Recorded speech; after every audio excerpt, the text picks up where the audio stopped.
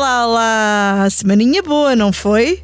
Entre o Natal e o Ano Novo, quando pensávamos ficar a abobrar entre filhoses e restos de peru, afinal tivemos noites de Cinderela, com demissões no governo ao toque das 12 badaladas. O caso começou a 24, com a notícia dada pelo Correio da Manhã de que Alexandra Reis, secretária de Estado do Tesouro, tinha recebido em fevereiro 500 mil euros de indemnização pela saída na TAP. O Presidente da República manteve o assunto vivo durante o fim de semana e a polémica aumentou na segunda-feira. Terça, Alexandra Reis foi o primeiro membro do governo a transformar-se em abóbora. Quarta, foi a grande abobragem de Pedro Nuno Santos. E, quase a terminar esta semana, e antes que batam as 12 badaladas, juntamo-nos aqui numa comissão política especial com o Vítor Matos. Olá, Política de Junkies. O David Diniz.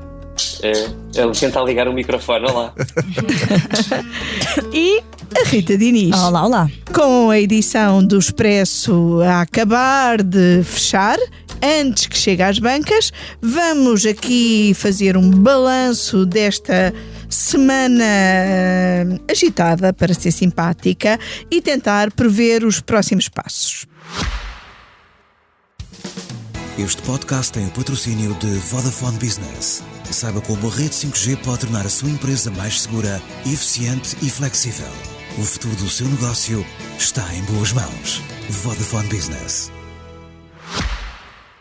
David, vou começar por ti. De toda esta semana, o que é que tu achaste mais grave em toda a história que já levou à admissão de 2 membros do governo com outros 2 por arrasto? Olha, para ser honesto, o facto de não me terem deixado dormir mais do que 2 horas de quarta para quinta-feira, o que me parece suficientemente grave para uma moção de censura, fora de brincadeiras. É difícil dizer o que é mais grave, porque, enfim, se olharmos para a história no seu todo, portanto, descontando, não descontando o histórico, digamos assim, aquilo que nós tivemos foi um processo de uma incúria do ponto de vista se quiser, institucional. Há pouco, acho que eras tu que me falavas disso, Eunice, ainda antes de gravarmos, do ponto de vista institucional, gravíssimo. Eu não me parece que haja desculpa para que instituições como a TAP, o Ministério das Infraestruturas e o Ministério das Finanças não partilharem decisões que são de uma sensibilidade enorme. E depois, nesta reta final, francamente, toda a hesitação do governo em como lidar com isto é sempre alguma coisa que me continua a surpreender. Mas ainda assim foi um bocadinho mais rápido que noutras vezes. Foi, sem dúvida, mais rápido.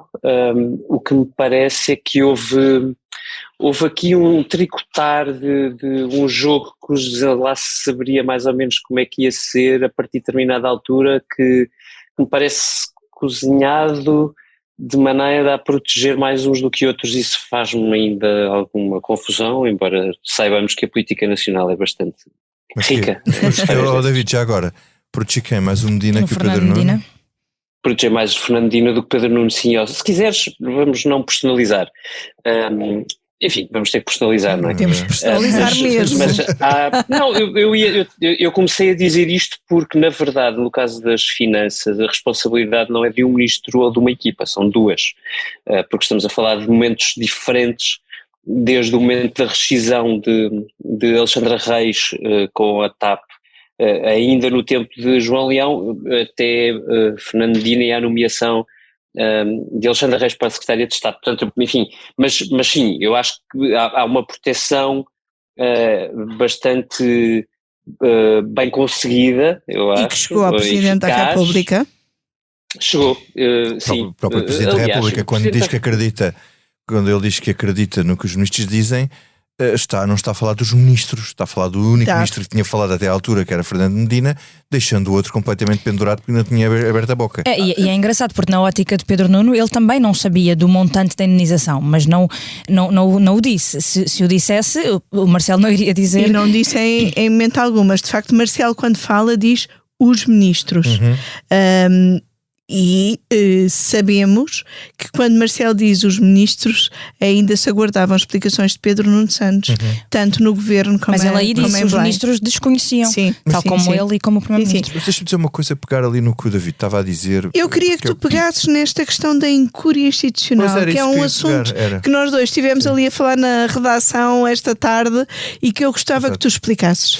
Não, eu acho que depois daquela notícia que o David escreveu sobre o João Leão, de que ele não tinha sabido, e pior ainda, que o secretário de Estado do Tesouro, que tem tutela financeira das empresas do Estado, também não sabia, revela algo que eu acho que é um problema que tem sido permanente neste governo. Portanto, há muitas coisas ainda, com certeza, que nós não sabemos, que é, eu não vou arriscar dizer, quer dizer, não é incúria institucional. No limite, se tivéssemos um presidente muito zeloso e que se quisesse ver o governo pelas costas, sabendo que alguém ia ganhar as eleições que não o PS, podia alegar irregular funcionamento das instituições.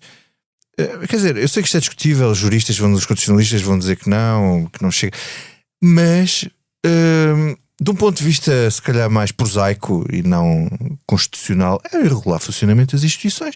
Então, mas como é que é possível ser tomada uma decisão destas e a tutela operacional da TAP não comunica à tutela financeira uma decisão daquele calibre? Quer dizer, eles não sabem, estão às cegas. Portanto, isto já não é um problema de coordenação de um governo, não é um problema de coordenação política de um governo.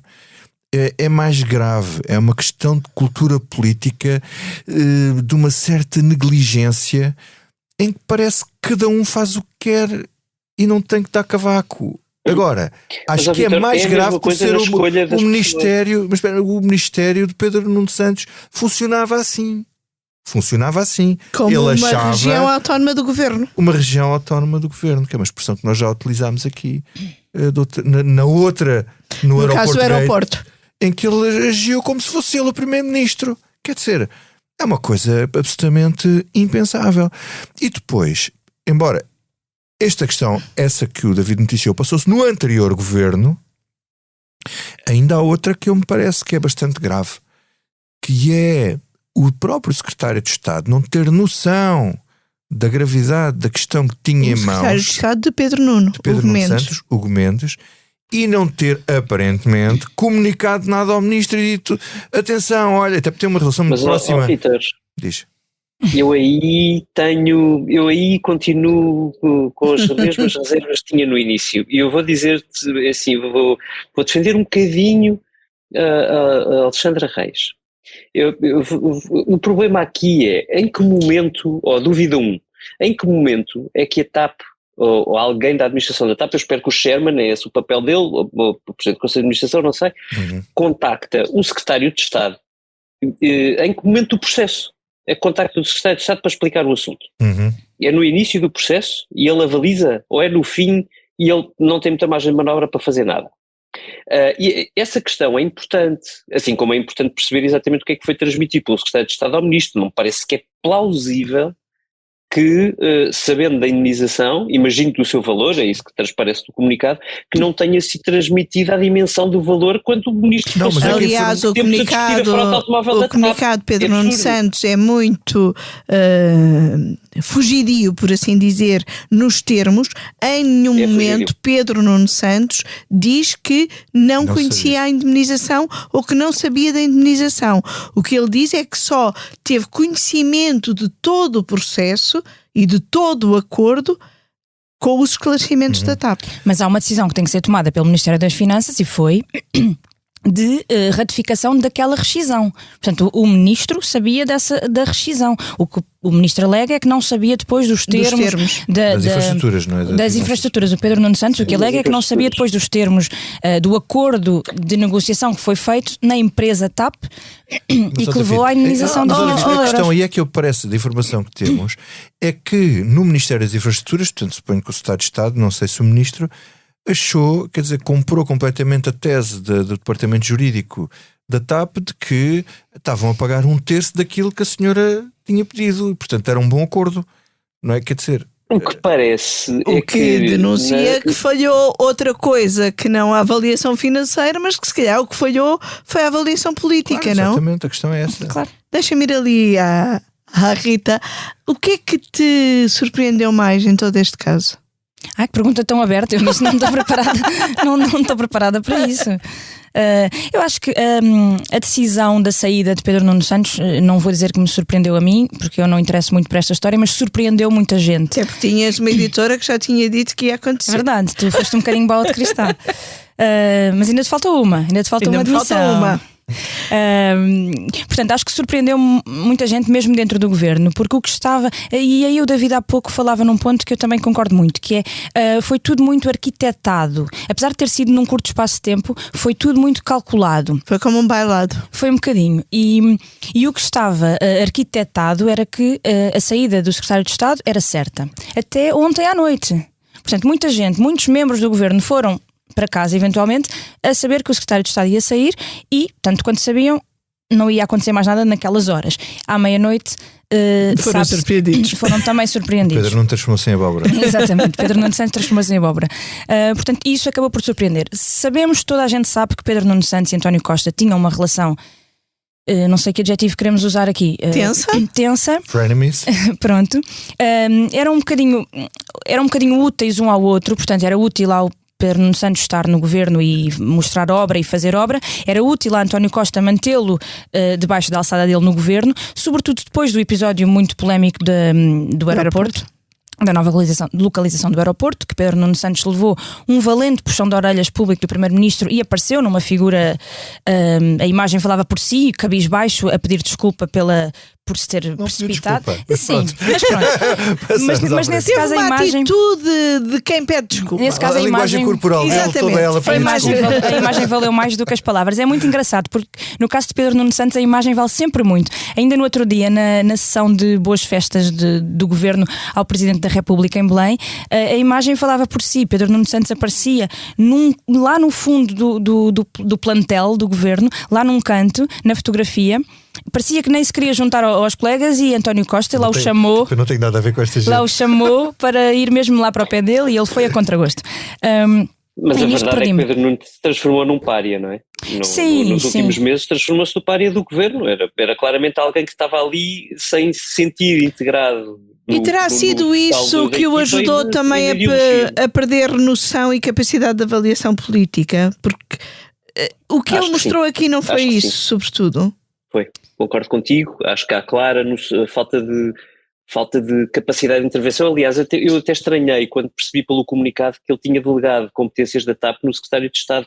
É uma coisa que, quer dizer, que à partida eu diria impensável, não é? Concordo, porque é o dossiê que ele tem nas mãos, o secretário de Estado não pode despachar sozinho, diria eu. Muito menos em coisas sensíveis. Não era um secretário de Estado qualquer, portanto, também diga-se isso, não é? Uma pessoa muito próxima dele, mas sim. Uhum. Mas deixa-me só acrescentar aqui um ponto à questão institucional e de negligência. É uma tremenda negligência em todo este processo, o que faz temer por outras negligências mais ou menos graves, não sabemos, que nós não estamos a ver, que é a sequência, quer dizer, é seguir a nomeação de Alexandra Reis para a nave, sem atender ao facto dela ir do regulado para o regulador, tendo sido em conflito com a anterior administração. Quer dizer, e como tu noticiaste bem, 6 semanas apenas depois da saída da TAP, que também é um dado muito pouco assunto explicado. Que Pedro Nuno Santos omite, não faz qualquer referência no seu comunicado.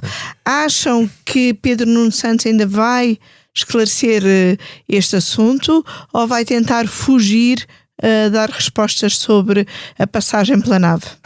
Ele agora já está fora, não é? Já caiu, não sei que esclarecimentos é que ele vai dar, ou quem é que vai dar esclarecimentos, não é? Ele politicamente já, quer dizer, vai ser chamado ao Parlamento como ex-ministro para explicar, não sei. Quer dizer, acho que alguém tem que explicar isso, e quando é que o convite foi feito, como é que aquilo tudo se processou, porque, quer dizer, agora está paga a punição política dele, está fora, mas acho que há esclarecimentos que ainda têm que ser dados. E deixa-me só salientar que o Expresso, tal como outros órgãos de comunicação social, mandou várias perguntas para o gabinete de Pedro Nuno Santos que nunca foram respondidas por estes dias. Aliás, uma das características destes dias que temos vivido é não há respostas diretas, não há forma de fazermos perguntas ao vivo e a cores, tudo se tem passado através de comunicados ou de declarações escritas feitas à agência Lusa. David, achas isto aceitável? Não, mas espera, é que assim, se nós estamos a discutir se Pedro Nuno Santos tem que dar explicações ou não, e é, enfim, mais difícil de responder porque neste momento ele já assumiu a culpa, portanto saiu, mesmo que em termos latos. A verdade é que Fernando Medina é Ministro das Finanças ainda e tem algumas respostas para dar também, porque se é possível dizer, e eu acho que é manifestamente possível dizer, que houve erros políticos crassos no Ministério do Planeamento, das infraestruturas, a verdade já é foi que do planeamento.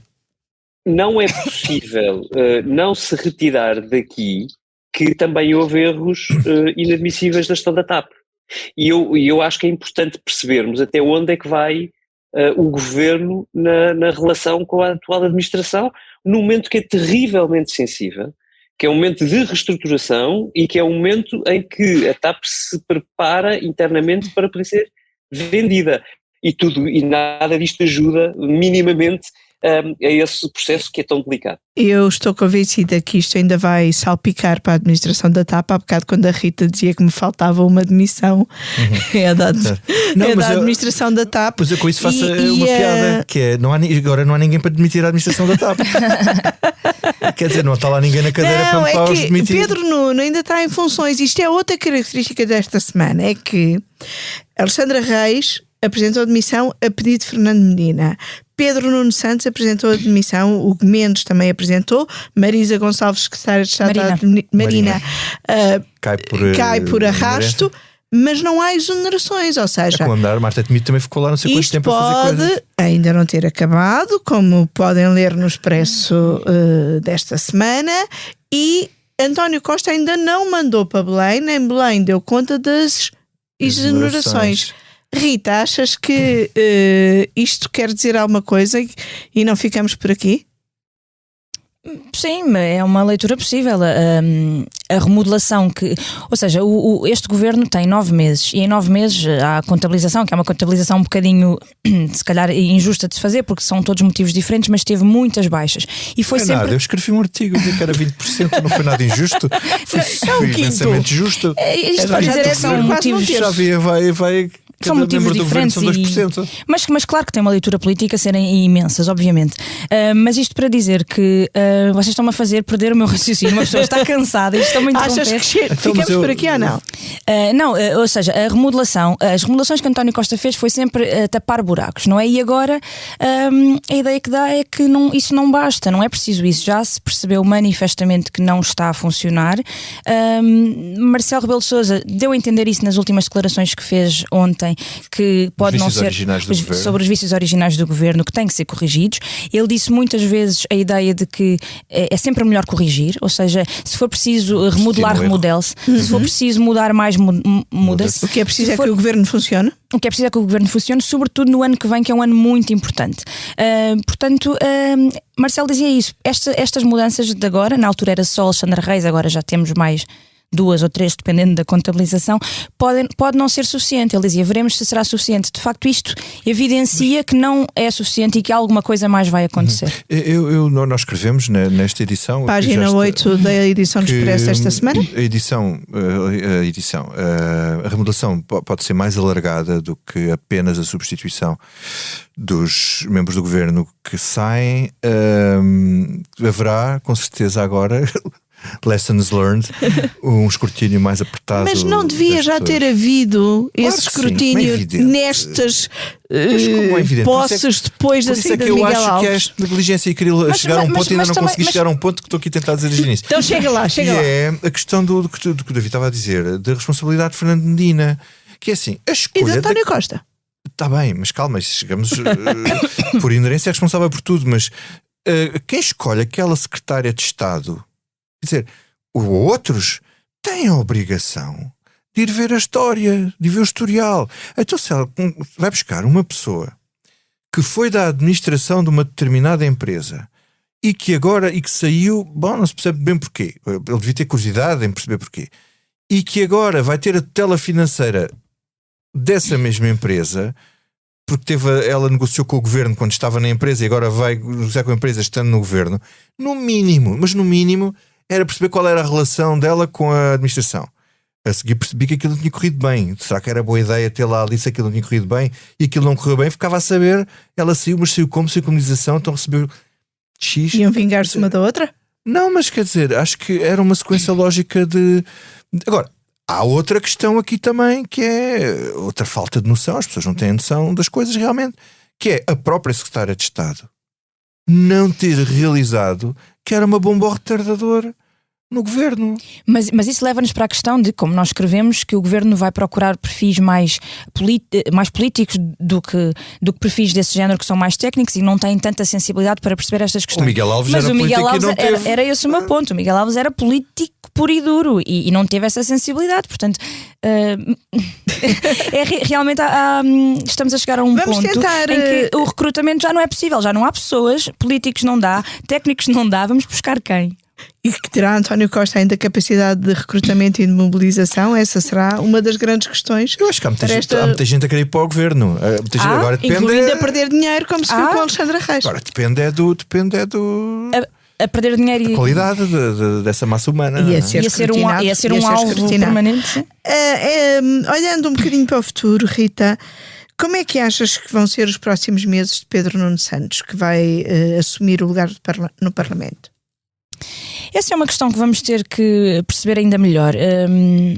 Conhecemos bem a personalidade de Pedro Nuno Santos e a forma intempestiva, não sei se esta é a palavra certa, de estar na vida e de falar dos temas. Portanto, não o imaginamos numa postura como a ex-ministra Marta Temido, que está também no Parlamento desde que saiu, que não se vê, não se sente, não se dá por ela. Não se imagina, isto não cola com Pedro Nuno Santos, mas ao mesmo tempo Pedro Nuno Santos tem que fazer uma gestão muito cuidadosa da sua palavra e do tom da sua palavra para também não sei se ganhará muito, falta muito tempo para a suposta transição de ciclo que ele tanto ambiciona. Seria mais curto se não tivesse havido esta maioria absoluta. Agora, tanto quanto se sabe, são 4 anos, a não ser que já ninguém diz nada, porque pronto, mas serão 4 anos. Ele tem que gerir muito bem a palavra que vai usar e não pode pura e simplesmente passar para aquele lado da bancada onde estão os críticos do costume, que ao fim de um tempo deixam de ser ouvidos com a devida atenção que devem ser ouvidas as pessoas que são para ser tidas no futuro. Ainda em relação ao futuro, esta edição do Expresso traz uma entrevista com António Costa. O Primeiro-Ministro conversou com Francisco Pinto Balsemão no podcast Um Mundo Melhor. Aí ainda está sentado aí onde tu estás? E disse que só vai decidir o seu futuro político em 2026. David, esta entrevista foi gravada uma semana antes destas demissões. Achas que esta declaração assume ainda mais importância, tendo em conta a crise desta semana e a saída de Pedro Nuno Santos do governo? Sim, eu diria que quando António Costa respondeu de forma tão aberta a Francisco Pinto Balsemão, não teria consciência, seguramente não tinha consciência da importância que ela podia vir a adquirir. Nós próprios, quando a vimos, achamos relevante, mas não atribuímos o mesmo grau de sensibilidade à resposta. A verdade é que, face à saída do governo de Pedro Nuno Santos, António Costa vai ter necessariamente de redobrar a sua atenção ao Partido Socialista, porque é público e notório que Pedro Nuno Santos tem vantagem, não face a António Costa, evidentemente, quem está no poder tem sempre esse poder garantido dentro do próprio partido, mas face a Fernando Medina tem vantagem de aparelho, isso é bastante claro até há muito pouco tempo. Eu creio que isso não não sai prejudicado por esta saída, de resto ele tentará apresentar sempre como um ato de, digamos assim, humildade e responsabilidade política. Agora, Pedro Nuno Santos tem tempo à sua frente. E António Costa não pode permitir, ou não deve, para garantir a sua própria autoridade, permitir que Pedro Nuno Santos use esse tempo para ir lentamente deixando fogo na fogueira. Eu vou dar um exemplo, uma imagem que me parece prática para exemplificar isto. Se nós pensarmos que em vez de Alexandra Leitão, no princípio da incerteza da CNN, teríamos Pedro Nuno Santos, e que, tal como Alexandra Leitão, Pedro Nuno Santos diria alguma coisa negativa sobre o governo de 3 em 3 programas, imaginem o fogo que isso deitaria sobre o Partido Socialista em maioria. O peso de Pedro Nuno Santos é muito grande. Mas também iria criando uma imagem de um Pedro Nuno Santos muito ressabiado. Não sei, depende muito da maneira. Ele tem uma característica que eu acho positiva, tenho que o dizer, que é muito genuíno, e percebe-se quando ele elogia e quando ele critica que está a ser sincero. Não costuma haver muita tática, e ele aliás faz gáudio disso. Aliás, claro, pelos vistos não teve grande tática nos últimos meses. Acho que faltou outra coisa, acho que faltou aquilo que o Vítor estava a dizer, que é, ou que tu dizias, perguntavas há pouco, que é, falta o jogo coletivo, não é? Ninguém jogo coletivo, prudência, humildade. Sim, não, mas essa humildade é coisa que Pedro Nuno Santos não tem, e acho que assumidamente não tem e não terá. Mas só esta nota que é, do ponto de vista de calendário, esta saída acaba por ser oportuna para ele, porque se António Costa não tiver cuidado, porque há um congresso do Partido Socialista no próximo ano. Em 2023, e esse congresso do Partido Socialista, se ele gerir bem o seu silêncio até lá, pode ser o primeiro momento de dissonância para fazer e já aparece lá a dizer alguma coisa. E pode ser a altura certa para António Costa ter que vir dizer novamente que ainda não pôs os papéis para a reforma, que não sabe, e que só decide em 2026. Até 2026 ainda. Depois de falar com a mulher, com o que mais que ele disse da outra vez, que era, eu tinha que falar primeiro com não, era com a mulher. Era com a mulher. Reparem que ele no último congresso, Pedro Nuno Santos não apresentou moção. Sim, nem abriu boca. Não apresentou moção. E terá agora uma oportunidade diferente. Repara, pensem aqui comigo. Se Pedro Nuno Santos tivesse saído na sequência do Aeroporto Gate, tinha saído escorraçado porque tinha traído o primeiro-ministro, porque se tinha posto em bicos de pés, porque tinha cometido um erro grave, como António Costa veio a dizer. Agora, ele sai no meio de uma confusão e uma polémica absolutamente escusada, mas ele pode sempre, na versão dele, dizer que saiu para o seu próprio pé e que assumiu as responsabilidades políticas ele próprio. Aliás, por isso eu discordo. Por isso é que ele demorou tanto. Eu acho que sim, por isso é que ele demorou tanto dentro destes calendários a tomar essa decisão, porque havia de facto essa argumentação a ser montada. Portanto, isso é claramente aquilo que lhe vai valer daqui para a frente. Eu discordo e vou deixar aqui o meu lugar um bocadinho. Deixa-me só dizer porque é que discordo. Eu acho que se ele saísse no episódio do aeroporto, a imagem que deixava era de um ministro que queria fazer, que queria tomar o lugar do chefe, e isso todos sabíamos que ele queria tomar o lugar do chefe, e agora ele sai com uma imagem de quem não soube avaliar politicamente as circunstâncias, e isso para as ambições internas dele pode ser pior, porque implica um desligamento daquilo que o eleitorado pensa que Pedro Nuno não devia ter, tendo em conta as suas ambições. Pronto, eu de certa maneira não vou contestar o que estás a dizer, até porque ele, quando saiu, também podemos ver isto pelo outro lado, exatamente do lado que estás a ver. Ele, quando do Aeroporto Gate, se ele tivesse saído, saía porque o primeiro-ministro não queria um ministro que estava a tomar decisões, porque se queria entender com o PSD primeiro. Mas isso não é para o eleitorado, tanto uma posição como a outra. Isso funciona internamente dentro do PS. Mas como dizia um destacado socialista, me dizia hoje, dizia assim, está bem, ele vai ter uma vida um bocado mais difícil, mas o partido ganha na mesma. Mas terá muito mais dificuldade em ganhar o país, porque o país não vai perceber isto. Página 10 desta edição do Expresso. Nós, por hoje, vamos Bom, ficar... ia dizer só mais uma coisa. Então diz mais uma coisa, Não, é Rita. porque a saída de Pedro Nuno Santos, esta questão toda da TAP e desta indenização, acaba por dizer muito às pessoas, muito mais do que qualquer outro assunto, do que o aeroporto até, ou do que o caso das incompatibilidades, porque meio milhão de euros diz muito às pessoas que estão neste momento a perder muito dinheiro e a ver, enfim, a sua vida a andar um bocadinho para trás. Por hoje ficamos por aqui. Esta foi uma comissão política especial sobre um governo Cinderela e membros do governo que se transformam em abóboras. Prometemos não uma, mas 2 comissões políticas na próxima semana. Apareceremos em dose dupla no site do Expresso. Esta foi a comissão política, gravada dia 29 de dezembro, às 21 horas, com sonorização de Joana Beleza. Até para a semana.